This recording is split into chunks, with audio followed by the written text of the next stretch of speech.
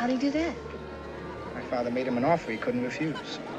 I remember that wedding scene because Diane and I, afterward, went home and got really drunk because we thought we were so bad. We thought the movie was so bad and that we were the worst things in it and that we were gonna lose, they were gonna take the parts from us because I remember that. But Francis wanted me and that was why I was there. We did the scene, Diane and I, and Marlon Brando was watching me during the scene. And there was one take when a leaf fell from the tree on my shoulder. And I just took the leaf and I did something with it. Then Marlon came over to me at the end of it and he just leaned in and said, I like what you did with the leaf. Frank, I didn't know you. You didn't know me. You fired without looking?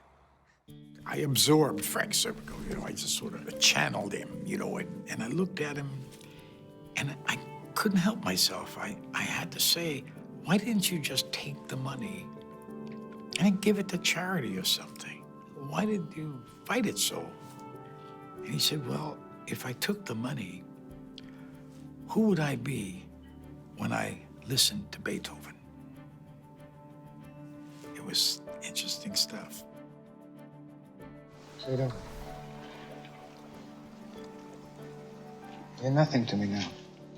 I got a little overwhelmed with that character because he was so internal that I saw it really took me on a bit. And at that time, I wasn't used to movies as much as I am now. And I felt I had to always sort of be in it. And so it wears you because you're up there 14 hours a day.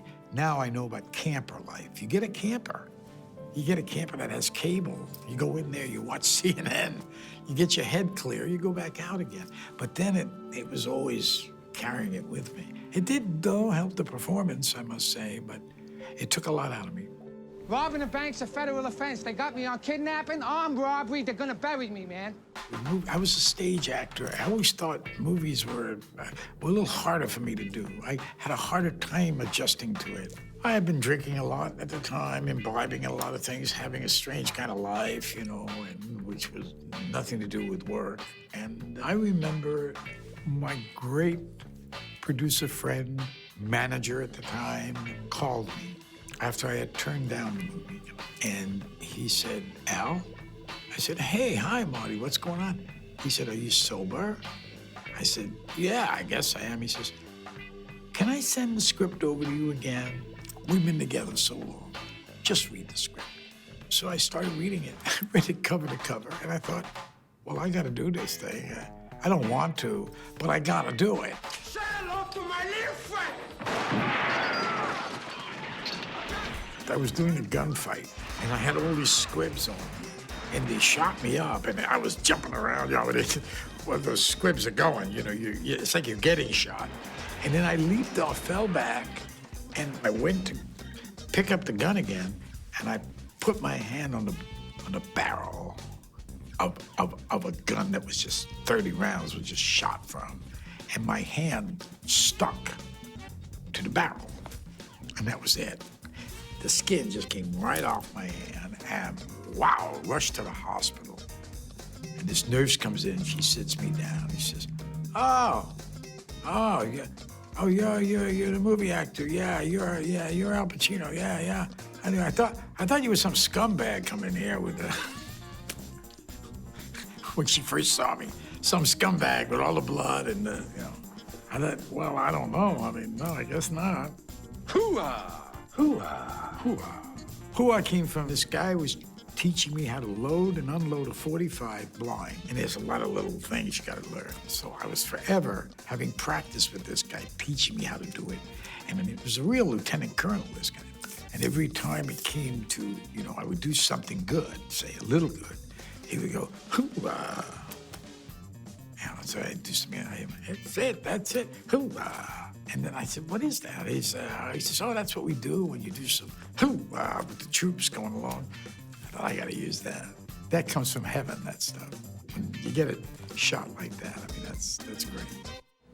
But I'll tell you, if it's between you and some poor bastard whose wife you're gonna turn into a widow, brother, you are going down. He's so great, and he was smart because he said he didn't want to rehearse the scene with me. Never wanted to rehearse it. And at first I didn't know, I thought, oh, all right. But then I realized he was right. It really made a difference, I think. And that was very, very clever. There I was, in my 50s, and I'm up there really gonna chase this guy. So I warmed up, I did everything right. I did the first run after Bob, and I ran really, really speedy, you know. Then I did it again. And I thought, I can do this, you know. And that was it. It was over. Hurt my hamstring. And poor Bob had to run around all night by himself, being chased by an understudy. I just lay up in my camper. It was a worthwhile injury.